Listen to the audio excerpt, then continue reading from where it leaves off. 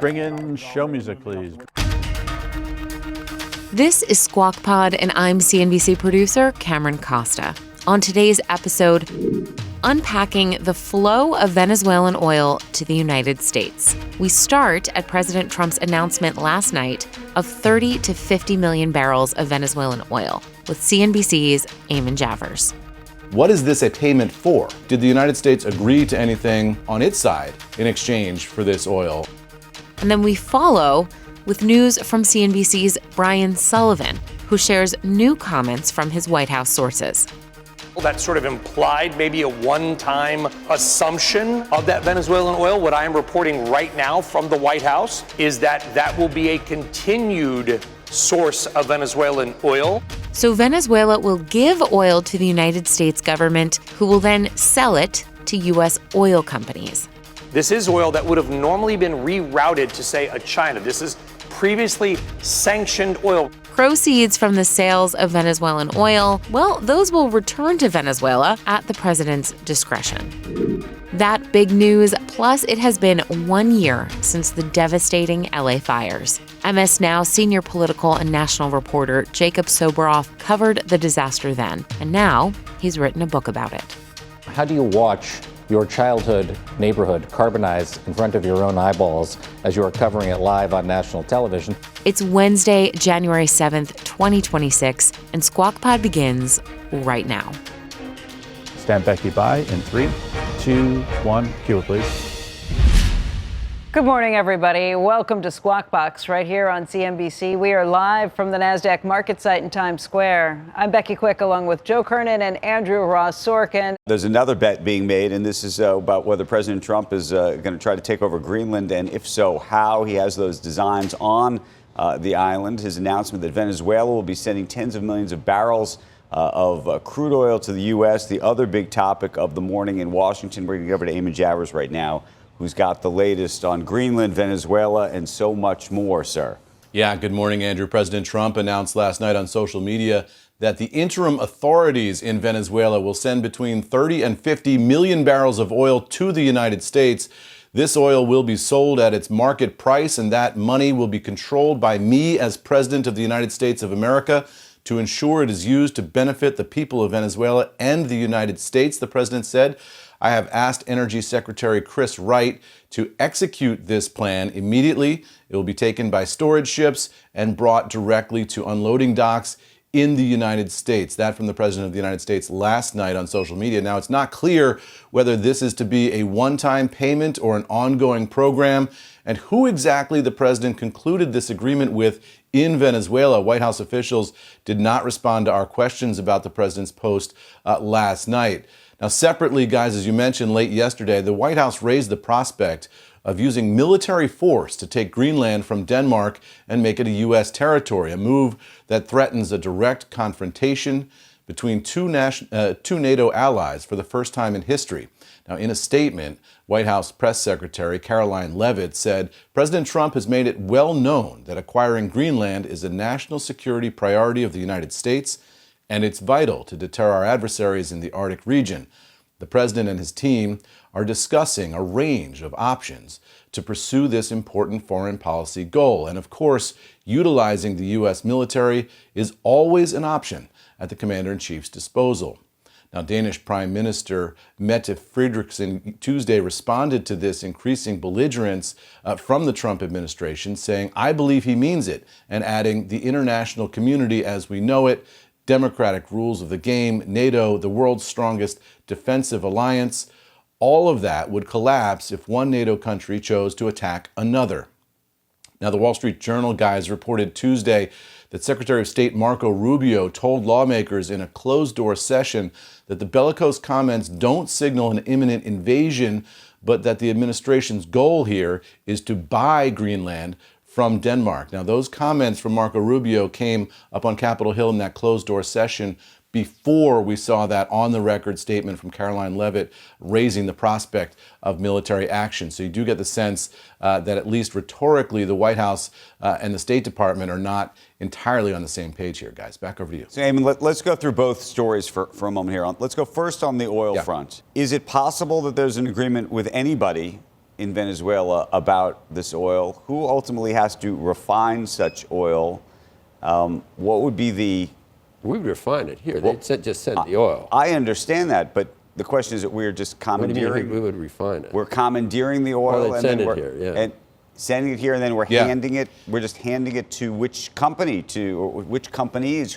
How would this even begin to work? All of that unclear, Andrew. And as I say, the White House didn't respond to my questions last night about this. One of the big sort of first principle questions is, what is this a payment for, right? Did the United States agree to anything on its side in exchange for this oil? And we just don't know that. We don't know who this agreement was struck with. Was this the now acting president of Venezuela, Rodriguez, who signed off on this deal? But do we believe it was signed off on? Did the United States commit to anything in exchange for that? Do we think there was a signed-off deal of any sort at all? We don't know. We'll have to see what Venezuela has to say today. Yeah. We'll have to see what Venezuela has to say today. I mean, you've seen this in the past with trade deals with President Trump, where he has said that the other side of the transaction has agreed to things, and then we just can't get confirmation from the other side that they agreed to that particular thing for days or sometimes weeks. And it also suggests that they're in agreement. We'll if it's a payment for taking Maduro, for example, from them, that would suggest that there are people in that government. No, she was a Maduro ally. Is it a payment that's for, why it doesn't make sense. Look, is it a payment for... The question is, what is it a payment for? Yeah, is it a payment for some of the things that were nationalized? For her being able to stay... She's not the leader of choice, obviously, because she's still a Maduro ally. So this is a mafia situation? I'll let you stay if you give me oil? But let you stay, but you have to... That's the question. Was there an agreement here by the U.S.? You have to guarantee free and fair elections within the next year, I think they said. Eamon, John Thune, the majority leader, said there's no serious talk about a military intervention in Greenland. Well, I mean, there was serious talk by the White House press secretary on the record yesterday. I know that's not going to be the case. I don't know whether he can. That's the view, I think, in the Republican Party more than and this could be more negotiating with a lot of bluster on the front end and really wanting to buy. But then people point out we owe $40 trillion right now. I mean, we could probably get the money to buy Greenland. The Journal says that. Says why do you want it? Just you can get closer to Greenland, get everything you want without doing this. Right, and without maybe this is military incursion seems. Maybe this is just. You ask for the world and you settle. But if this is the case, why doesn't the White House just say this is? Because they never do. You've been watching it. You had 4 years to watch this stuff play out the first time, and now you've had another year this time. Do you find it's never going to satisfy? Is that defensible? It's never going to satisfy. It's never going to be defensible for you. But you just should. But you're saying it's defensible for you? With a cat, sooner or later, when you clap, the cat just goes like this. With you, it's the same reaction every time. Yes. I know. Well, but eventually. It's got to be. Okay. Otherwise, it's going to lull you to sleep. But why when the Biden administration clapped, you were already like this? So that's what I mean. That's the only difference. The only thing I will say is the NATO reaction. It's not a situation where you want to completely alienate your allies. This is true. This is true. It's on the same tectonic plate as the United States. I mean, it's really. It's not on the European. Guys, one quick question here This is very old, but it does look almost like imperialistic. Guys, one quick question. To that mindset. Eamon? Yeah, I was just going to say one quick question that folks raised with me. I was talking to two former high-ranking U.S. intelligence officials last night, and when you talk about a NATO ally attacking another NATO ally, that's the end of the NATO alliance. That's a huge division between the United States and Europe.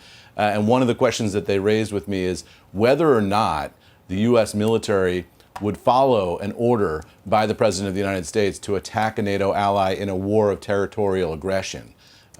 Given the questionable legality of that, would U.S. military leaders execute an order from the President? Remember, the U.S. military trains alongside the forces from Denmark in Greenland, so a lot of those folks in the U.S. military who are in Greenland know their counterparts in the other military very closely and have trained with them for years. Would they follow an order to then shoot those people? That's an open question here, and the fact that you're looking at that is very, very stark and dramatic, and I think the White House has really raised a whole host of big questions here. Right. Now you sound like, how many Democrats were there? Mark Kelly is dealing with still the repercussions of saying don't follow orders from the commander-in-chief as well. Now we know also, Eamon, that there were deaths down in that operation, and just apparently once again affirmed by the Trump administration, no American deaths, but Cuban and 60 or so deaths in extracting. I think the report yesterday was 75. 75 extracting Maduro. Wow, the new year's starting out with a lot to talk about. Cheese will be next. Coming up on Squawk Pod, breaking from the White House. CNBC's Brian Sullivan has news on the flow of Venezuelan oil to the United States. Oil sales from Venezuela to the U.S. and the Western world will be more than 50 million barrels of oil. That was not a one-time thing. A big shift in the global oil trade right after this. This is all happening real time. Venezuelan sanctions will be rolled back.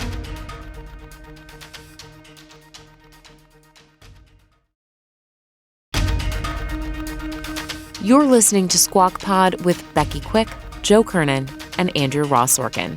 Here's Becky. We do have some breaking news on the Venezuela oil numbers. Brian Sullivan joins us for more on that. Brian, good morning. Yeah, good morning. Here we are at the Goldman Sachs Energy, Clean Tech, and Utilities Conference in Miami, Florida. And I've got some breaking news from sources close to the White House. You saw the news maybe last night that the president put out on his social media that Venezuela would sell the United States 30 to 50 million barrels of oil. Well, I'm here to report that is only the first tranche, that it will continue indefinitely. So oil sales from Venezuela to the U.S. and the Western world will be more than 50 million barrels of oil. That was not a one-time thing. That was not a one-time announcement that the sales from Venezuela to the United States and other Western nations will continue indefinitely. So 30 to 50 million barrels, which is roughly 15 to 25 super tankers worth of oil, that will continue indefinitely. Here's some other breaking news. As part of that deal, Venezuelan sanctions will be rolled back. They will be dialed back, kind of a carrot, if you will, according to my sources over that. So in other words, Venezuela will sell the United States and the Western world sanctioned oil that would have normally gone to, say, China, is now going to be sold or rerouted to the United States or other Western refiners that can handle the heavy sour crude that is Venezuela. The proceeds from those sales will largely go back to Venezuela or the United States. But the breaking news is that we're going to have more than 50 million barrels of Venezuelan oil by far sold, that oil will be sold to the United States and Western nations, and some of that money will be put back into Venezuela. We're confused. I mean, that's a different story than we've thought to this point, where it was going to be oil that was given to the United States. Given to us, and then we were going to sell it. And then we were going to sell it. The money. What do you know? So this is... They're selling it? They'll just sell it to us This is all happening. This is all happening real time. This is breaking news. I don't believe it's out anywhere else. I'm here to report it. Sources close to the White House, I just off the phone minutes ago, are telling me that the United States is going to acquire more than 50 million barrels of oil. That is the first tranche as part of that deal, long-term deal. Venezuelan sanctions, it's not out anywhere else. Venezuelan sanctions will be rolled back. This is happening right now. These are my sources. What I'm trying to understand is there's a this is part of a negotiation. Who has negotiated this deal on the Venezuelan side? How is this even working? They said we were getting this oil. The president said they were giving this oil to us and we were going to sell it, and then the proceeds were going to be used to help Venezuela and the United States. This is them selling to the United States and other countries sanctioned oil. This is completely different. Are they fixing that story, Brian? Because it was a weird story. We were talking about it earlier. Why is it? Was it blackmail that they're giving us? That it was, or was it to make up for assets that have been seized from U.S. companies? Yeah, I've got all three of my good friends talking at the same time. Let me take one question at a time. First to Joe. The story is evolving. I don't want to say fixing the story. What we saw from the president last night, 30 to 50 million barrels of oil, that sort of implied maybe a one-time assumption of that Venezuelan oil. What I am reporting right now from the White House is that that will be a continued source of Venezuelan oil. I don't know the price at which we will acquire that oil, whether it will be given to us or whether we will simply buy it at a discount. There's not many refineries that can accommodate this heavy crude sour oil, but this is oil, and I think Becky mentioned this is oil that would have normally been rerouted to, say, a China. This is previously sanctioned oil. Remember, about 1/3 of Venezuelan oil, not all Venezuelan oil, about 1/3 is sanctioned. This is the sanctioned oil that would have gone to China or another nation that is now going to be rerouted to the U.S. or the Western world. The proceeds will be put largely back into Venezuela for the benefit of the Venezuelan people and help rebuild some of their capital infrastructure. So, Brian, here's what I'm kind of reading on this. If this is the case, if they are now saying that we're going to be getting all the oil that used to go to China, this almost sounds like it's a tit for tat with China saying we're not going to give you any more access to rare material or rare earths, and now we're trying to fix that. But this is a global play for major resources and commodities that are here as part of all of this. But it sounds like from what you're hearing is those sales will simply be made to us and to other of our allies versus going to China. And we don't know exactly what the price is for those, but this is not something like getting our money back for anything that's been taken from U.S. assets in the past when they nationalized all those assets. Yes, I'm gonna give you some more details because I want to get it right here on what sources close to the White House just sent to me. The United States is selectively rolling back sanctions to enable the transport and sale of Venezuelan crude and oil products to global markets. Those funds will be dispersed for the benefit of the Venezuelan people. The sales begin immediately with the anticipated sale of 30 to 50 million barrels. They will continue indefinitely. There is no mention of price. What price that oil, whether it's to Joe's point, sort of given to us. Free. We thought, apologies for the noise behind us. The implication initially was that for some reason they were giving the United States 30 to 50, and Andrew rightly pointed out that's impossible. This makes no sense. It would have to be in repayment for something, or that's what we to thought. stay in power. It brought up all kinds of quid pro quo with whether Delcy made the deal so she could remain in power. I mean, it brought up all kinds of. It's totally different if they're just freeing up what they used to sell to China and now selling it to us and to other Western nations. That's totally different than getting 50 million barrels of free oil and using $3 billion. I will say this, 100%. You asked me for specific names on who the U.S. is making this deal with. I do not have Adelcy Rodriguez. What I do have are interim Venezuelan authorities. This deal is being made between the United States Department of Energy and interim Venezuelan authorities.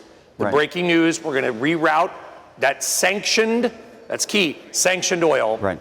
And Brian, it will be more than 50 million barrels a day. Real quick, by the way, Brent down marginally right now, but more importantly, you think about the companies that can refine this oil, and to the extent this is an opportunity for them, maybe we can put some of the big energy stocks up on the screen. Valero would probably pop on this news. Again, this That's is what I all was gonna ask. happening real time. I don't have any computers or anything around me. All right, let's just take an intraday of Valero real quickly. Take a look at. You're looking at Valero. It is you're right, popping. Brian, it's up by 3.2%. 3%. Marathon Petroleum up about 1%. If I remember, Elliott 66 Management and had bought Valero part of Citgo, would be the two which I do names. think was one of the companies that actually can refine some of this stuff. The subsidiary of Citgo. Elliott Management's in a proxy fight with Phillips 66, but Valero, PSX, Phillips 66, to a lesser extent, some of the other refiners would be. I'm going to have more. Listen, Chris Wright's about ready to speak here at the Goldman Sachs Energy, Clean Tech, and Utilities Conference. Sure. I'll get more headlines. We have them. This is breaking news. And we're going to be interviewing the Secretary of Energy exclusively in Power Lunch live today in the 2 o'clock hour, although maybe it'll happen earlier now. I don't know. Okay. Brian, this is fantastic. Thank you for bringing all of this to you, and we look forward to hearing that interview later and getting more details on this. Again, Brian Sullivan, who is live at the Goldman Sachs Energy Conference, and we'll be talking to the Energy Secretary later today. I want to get back to Brian Sullivan who just broke that story about what's taking place between the White House and Venezuela as it relates to this oil situation. Brian? Yeah, because the White House watching our reporting just a minute ago and sources close to the White House letting me know that they wanted to not clarify anything, but just add some color to some of the questions that you had. I'm going to take my phone, you forgive me here, and throw it across the room. There we go. The oil will be given, to Joe's point, given to the United States. We will not buy the oil, but we will sell the oil. The proceeds of that money will then be kept in various American banks. I do not know which banks they will be kept in. Maybe it will be dispersed around a bunch of American banks. The proceeds of those sales, which as I just reported will be over 50 million barrels, the proceeds will be kept in American banks. And then when the president and his team deem that the Venezuelan government and infrastructure is ready and stable and secure enough to receive some of those funds, they will receive those funds back into Venezuela for the benefit of the Venezuelan people. So in other words, it's kind of the carrot. We're going to get oil from Venezuela. We will sell it, market it is the term, around the world. Those funds will be kept by the United States, held in various American banks, and then dispersed largely or entirely back to the Venezuelan people for their use once it is deemed that the country is stable and safe enough. And as part of that, as I reported earlier, the sanctions will be rolled back. Part of Brian, That sounds like a conservative. Yeah, and it goes back to Venezuela. It doesn't go for It's not for the American people, but I guess indirectly it's good for commerce. But it will sit in American banks. Right, but the proceeds go back to Venezuela. But it sounds like they are working on a way to try and root out the corruption and make sure that it's being spent on infrastructure projects going back in. You don't want to send $1 billion potentially being held back to say Venezuela we want to make because sure it'll we probably just be approve of pilfered. this government. Yeah. But the thing that I'm trying to understand, Brian, and maybe you can help us with this, this is ongoing. So it's not just a one-time scenario. We will be getting effectively free oil from Venezuela. How much free oil are we going to be getting for the foreseeable future? And then how's it priced? 30 to 50 million. So it's going to be priced on the global market price. So let's just do some very rough math. The first tranche, which is happening now, 30 to 50 million barrels, as the president put out last night. Call that $50 a barrel. I'm making the number up roughly on the wholesale market. That's $2 billion. Okay, $2 billion. We will continue 30 to 50 million barrels in perpetuity. There is no end date, so it could be 100 million or 200 million or 1 billion barrels of oil. Whatever that oil is sold for on the market will come into American banks. American banks will sit on that money until the Venezuelan government is deemed to be secure enough, stable enough, safe enough, and to Becky's point, sort of free from fraud enough that some of that money can be put back into Venezuela for the benefit of the Venezuelan people. And as part of this deal, sanctions on that Venezuelan oil will be rolled back, kind of the carrot. We'll lift the versus sanctions if the you let stick. us sell it and hold on to the proceeds until we deem the government as one that will safely use this Brian, money. does it go to the Treasury first? It would have to go to the Treasury first, I think, and then go to the banks. I think that's what I'm hearing from budget type. Do we get a finder's fee? I don't know the answer to that. Do we get anything out of it? A finder's fee, or I hope we don't, or that's going to Yeah, raise I a know lot more that questions. wouldn't work. This would work. Well, we're almost getting like you said, the like oil. Yeah, to your point, we're getting the oil. So the finder's fee effectively would be the sale of the price of oil. Now, whatever price that would deem, I assume it's going to be the fair market value around the world. But then it goes back. Again, you're asking all the right questions. This is why you guys are the best of the business. There are some unanswered questions at this point, obviously, throughout the day here. I will do my best to acquire said answers. But You've got the Energy Secretary coming up, and he can clarify all of that as well. So the Truth Social post We're right. is actually, but it's. We didn't realize that it meant most of the proceeds eventually go back to Venezuela. We're not going to. I mean, that makes more sense. Yeah. I hope it does. Yes, some. I don't know if it's all or some of the proceeds, but I appreciate our entire team for letting me hop on a plane last night and come down here, guys. Thank you. Brian, thank you. And we'll be watching later. Next up on Squawk Pod, the LA fires 1 year later. MSNow senior political and national reporter Jacob Soboroff covered the disaster live on TV. And he's now written a book about the devastation and the recovery.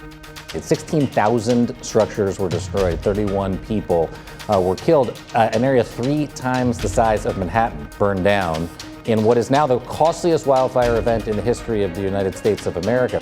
Plus, the personal side of his story, right after this.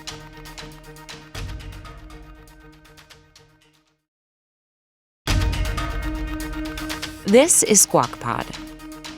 Welcome back, everybody. It is 8 a.m. on the East Coast, and you're watching Squawk Box right here on CNBC. I'm Becky Quick, along with Joe Kernan and Andrew Ross Sorkin. Today is 1 year since the devastating Los Angeles fires began. They destroyed thousands of homes, 40,000 acres, and killed more than 30 people. Well, joining us right now is Jacob Soboroff, MSNow senior political and national reporter, and he's the author of a new book. It's called Firestorm, The Great Los Angeles Fires in America's New Age of Disaster. You were there on the ground as all this was going on, and you spent the last year writing about it. We all watched this with some trepidation and terror for so many families and people who lost homes. And we've all now, a year later, trying to understand, as you just asked, do we know people who lost homes? Everybody knows somebody. Everybody knows somebody.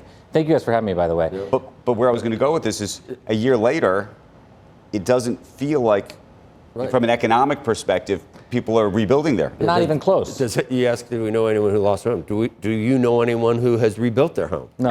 And how about people whose homes survived and will still not move back into their homes because they're worried about the environmental conditions, including my own little brother who lost the house that he was living in with his wife and soon to be born baby. And I think people are terrified about the circumstances. I just read a study that said 40% of the lots that were sold at the end of last year went to corporate investors, not to locals. I think that people are having a really hard time.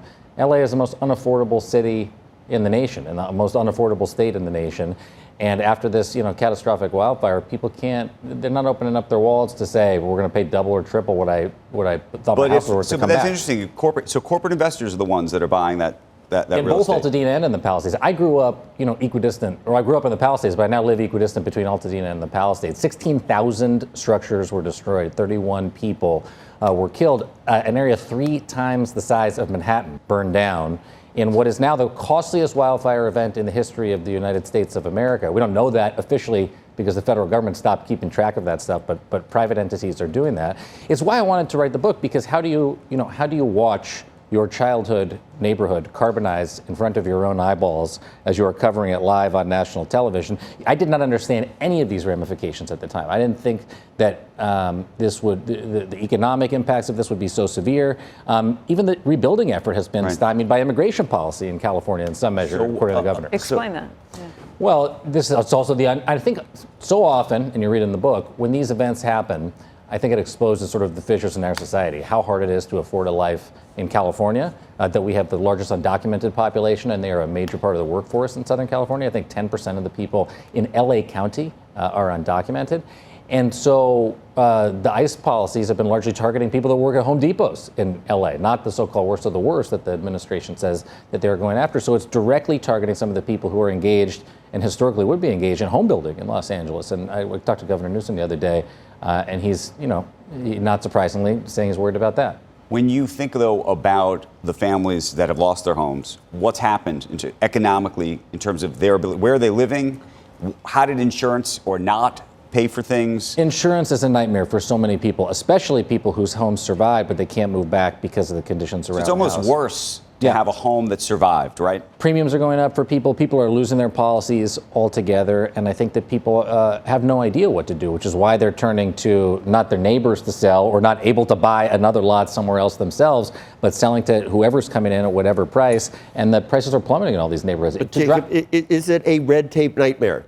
Blaming it on the mayor, Karen Bass, or blaming it on Gavin Newsom? Where could it be better? Could things be much better? Of course it could. So 16,000 structures destroyed. I think about 3,000 permits have been issued for rebuilding within the first year. Newsom will argue, and I think when he runs for president, if he runs for president, when he runs for president, on Drudge, it's front runner. Yeah. There's a big picture of him on Drudge with what's gas out there? $5 a gallon. I thought it was $1.80 somewhere. Think about what people, and by the way, I don't blame anybody for looking at politicians and saying, who's to blame for losing my house in this event? Could it have been preventable? But is it true? Is it accurate?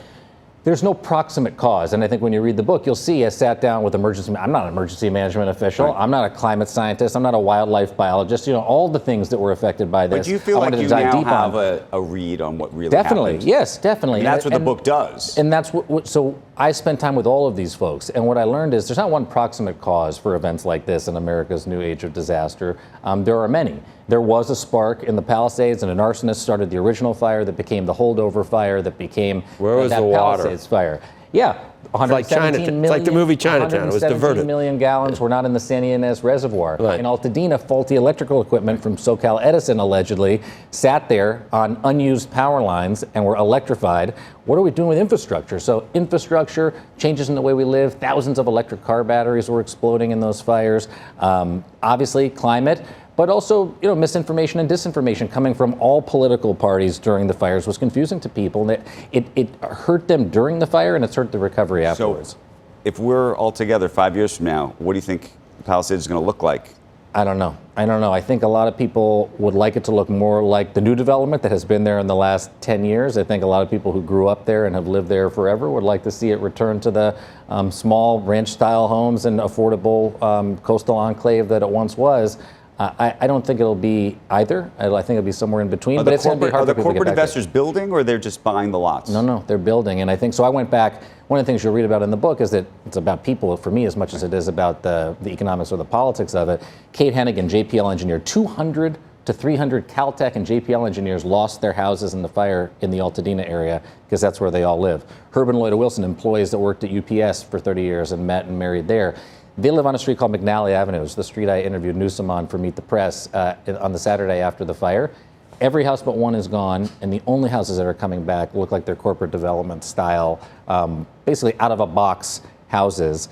It's not the character of the neighborhood that people once knew, and I think that's also going to be a challenge for people wanting to come back. Right. And the workers that are going to try to come back to these neighborhoods, they've all lost their jobs as well. Altadena is nothing like the Palisades, but probably still costs $2 million per house even in Altadena. Oh yeah, of course it does. Yeah. Of course it does. And I think that the people that live in Altadena need those houses just as much, if not like, more. I used to live than the people in the Palisades. Monrovia. I had friends in Altadena. That's where my mother-in-law lives. In Monrovia. Yeah. And it doesn't look like a $2 million house, but it is.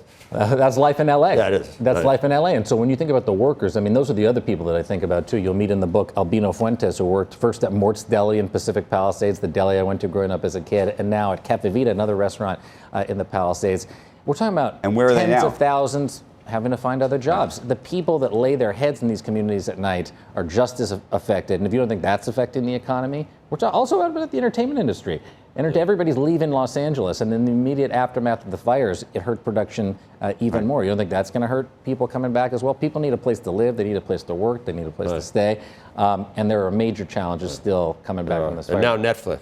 Yeah, exactly. This is just the tip of the iceberg. But I hope you guys like the book, and I hope you guys read the book, because it goes into all of these different things, and more than anything, it's a deeply, deeply personal story for me. Thank you. Having gone through this as a reporter, no reporter is equipped, even traveling to all the places I've been, Ukraine, Haiti, Guatemala, Greenland, to watch your hometown. I've been there, Thule Air Force Base. Can I be your next correspondent to send there? Yeah, exactly. Jacob Soboroff, the book is called Firestorm. Go out and get it. Thank you for coming in this morning. I really appreciate you guys. Thank you. Thank you. Thanks for having me. That's the podcast for today. Thank you for listening. Squawk Box is hosted by Joe Kernan, Becky Quick, and Andrew Ross Sorkin. Weekday mornings on CNBC from 6 Eastern all the way to 9. To get the best bits of that 3-hour TV show right into your ears in around 30 minutes, you can follow Squawk Pod wherever you get your podcasts. We'll meet you right back here tomorrow. Have a great day. We are clear. Thanks, guys.